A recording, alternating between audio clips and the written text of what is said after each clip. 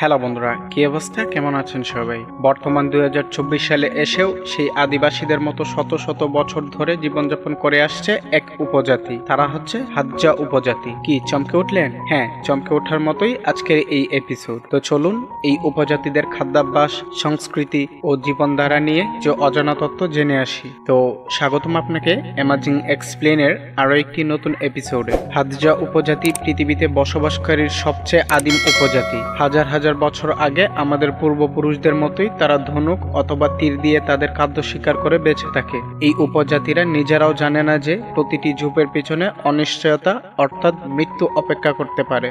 Hadza উপজাতিরা মাত্র 50 বছরের মধ্যে তাদের 90% জমি হারিয়েছে প্রতিবেশী উপজাতিদের কাছে। অন্যান্য উপজাতিরা ফসল ফলানোর জন্য বন্যপ্রাণীদেরকে জঙ্গল থেকে তাড়িয়ে দিচ্ছে, ফলে হাজ্জা উপজাতিদের জন্য শিকার করা এবং বেঁচে থাকা খুব কঠিন হয়ে পড়ছে। এমনকি তাদের জীবনধারা দিন দিন ঝুঁকির মুখে পড়ছে।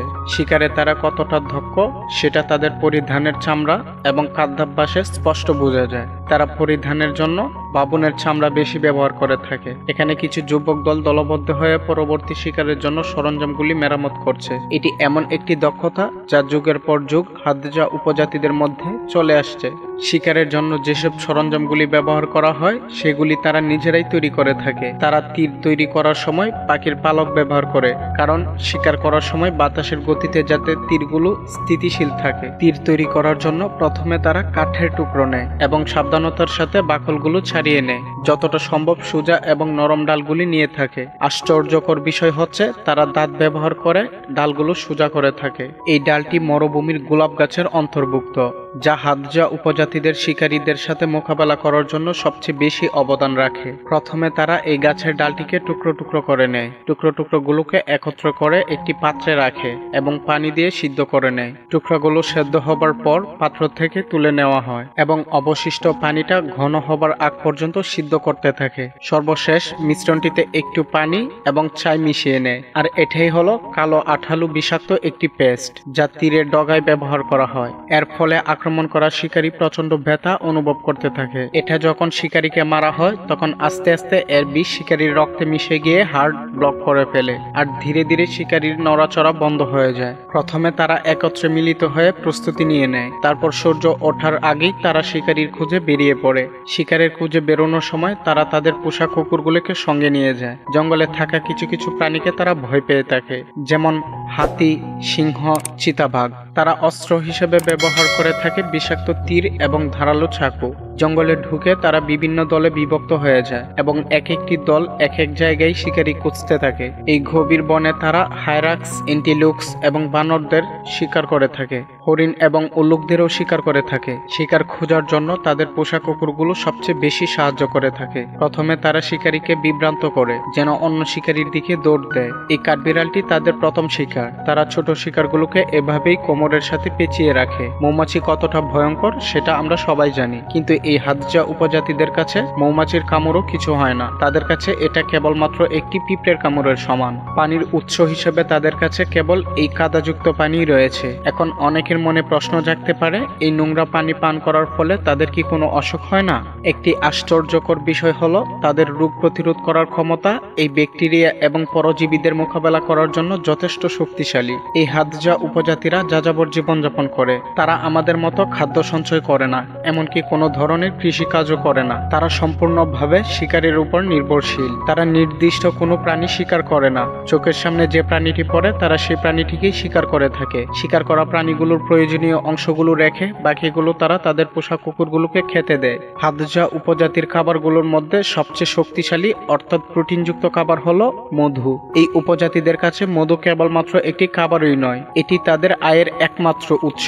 কেননা এই মধুর বিনিময়ে তারা কাচের পুঁতি, টায়ারের জুতা এবং ধাতব সরঞ্জাম, এমনকি ভুট্টার গোড়া পেয়ে থাকে। প্রতিটি হাজ্জা উপজাতি প্রায় 30 জন নিয়ে একটি দল গঠিত হয়। তাদের গড়ায়ু মাত্র 32 বছর, যার প্রধান কারণ হলো সেখানকার শিশু মৃত্যুর হার অনেক বেশি। সাধারণত একজন হাজ্জা মহিলা 4টি বাচ্চা জন্ম দিয়ে থাকে, কিন্তু দুর্ভাগ্যবশত তাদের মধ্যে মাত্র 1টি বা 2টি শিশু বেঁচে থাকে। তারা তাদের বাসস্থান তৈরি করার জন্য প্রথমে জঙ্গল থেকে ডালপালা কেটে নিয়ে আসে। তারপর ডালগুলোকে পেঁচিয়ে একটা কুঁড়ে ঘরের শেপ দেয় এবং বুনতে শুরু করে। কুঁড়ে ঘরটি শক্তিশালী করতে চারপাশে বেশি করে ডালপালা দিয়ে থাকে। কুঁড়ে ঘরটির চারপাশে বেড়া হিসেবে তারা ব্যবহার করে জংলি অ্যালোভেরা গাছ, আর উপরের অংশে ব্যবহার করে ঘাস ও লতাপাতা। সবশেষে কুঁড়ে ঘরটি সুন্দর দেখানোর জন্য তারা কিছু সাদা ফুলের ডাল দিয়ে দেয়। মাত্র কয়েক ঘন্টার মধ্যেই তৈরি করে ফেললো সুন্দর একটি কুঁড়ে ঘর। এটি তৈরি হয়ে গেছে, এখন চাইলে এটাতে আমরা ঘুমাতে পারি। হাদজা উপজাতিরা পেটের খিদা মেটানোর জন্য প্রাণীদের নাড়ি বুড়ি খেয়ে থাকে, সেটি তারা খুব মজার সাথে খায়। কখনো কখনো প্রাণীদের মলমুক্ত নাড়ি বুড়ি সেদ্ধ ছাড়াই খেয়ে থাকে, আবার কখনো কখনো মলযুক্ত নাড়ি ভুড়ি সেদ্ধ করে খুব মজার সাথে খেয়ে থাকে। ছোট থেকেই তাদেরকে কষ্টদায়ক কিছু ব্যথার সম্মুখীন হতে হয়, যাতে করে পরবর্তীতে শিকার করার জন্য কোনো ধরনের সমস্যার সৃষ্টি না হয়। তার মধ্যে উল্লেখযোগ্য হলো শরীরে বিভিন্ন জায়গায় কেটে বা খামচি কেটে ক্ষতস্থানে লবণ লাগানো। ধারণা করুন সেটা কতটুক যন্ত্রণাদায়ক হতে পারে। তারা এখনো সেই আদি যুগের পদ্ধতি ব্যবহার করে আগুন জ্বালিয়ে থাকে। তারা হাতের কাজে এতটাই দক্ষ যে 1 মিনিটেরও কম সময়ের মধ্যেই কোনো ধরনের লাইটার বা দেশলাই ছাড়াই আগুন জ্বালাতে সক্ষম। তারা টাকা ব্যবহার করে না, এমনকি গণনা করার সংখ্যাসূচক কোনো ধরনের সিস্টেমও জানা নেই। এই উপজাতিদের কাছে 1 বা 2 হলো একমাত্র সংখ্যা। সময় ব্যবহার করার জন্য সেখানে ক্যালেন্ডার বা ঘড়ির কোনো অস্তিত্ব নেই। তাদের নিজেদের বয়স তারা নিজেরাই জানে না। কিন্তু বর্তমানে হাদজা উপজাতিদের মধ্যে কিছু কিছু লোক তানজানিয়া সরকারের মাধ্যমে রাষ্ট্রীয় ভাষা শেখার চেষ্টা করছে, তবে বেশিরভাগ মানুষই 1 থেকে 10 পর্যন্ত জানে না। শিকার থেকে ফিরে এসে হাদজা উপজাতিরা তাদের বাচ্চাদেরকে শিকারি ট্রেনিং দিয়ে থাকে। সেখানে পানির কোনো নির্দিষ্ট উৎস নেই। 1 বালতি পানির জন্য তাদেরকে দীর্ঘ পথ অতিক্রম করতে হয়। পুরুষরা যখন বের হয় তখন মহিলারা জঙ্গলের মধ্যে শাকসবজি খুঁজে বেড়ায়। এই হাদজা উপজাতিরা এভাবেই জীবনযাপন করে আসছে, যেভাবে আমাদের পূর্বপুরুষেরা অর্থাৎ আদিবাসীরা হাজার হাজার বছর আগে জীবনযাপন করে আসছে। এই সম্প্রদায়ের জন্য সবচেয়ে বড় একটি হুমকি হচ্ছে আধুনিকরণ, যেটা তাদের পরিবেশের তুলনায় সম্পূর্ণ ভিন্ন। হাদজা উপজাতিদের জীবনধারা নিয়ে কেউ উপহাস করবেন না, কেননা আমাদের পূর্বপুরুষেরা ঠিক এভাবেই জীবন ধারণ করে আসছে। ভিডিওটি ভালো লাগলে অবশ্যই শেয়ার করতে পারেন। আপনি যদি এমনই রহস্য, রোমাঞ্চ এবং আনকমন ভিডিও দেখতে পছন্দ করে থাকেন, তাহলে অ্যামাজিং এক্সপ্লেইন চ্যানেলটি সাবস্ক্রাইব করে পাশে থাকা বেল আইকনটি প্রেস করে দিন, যাতে করে নতুন কোনো এপিসোড মিস না করেন। তো দেখা হচ্ছে আরও একটি নতুন এপিসোডে। ততক্ষণ পর্যন্ত ভালো থাকুন, সুস্থ থাকুন। ধন্যবাদ।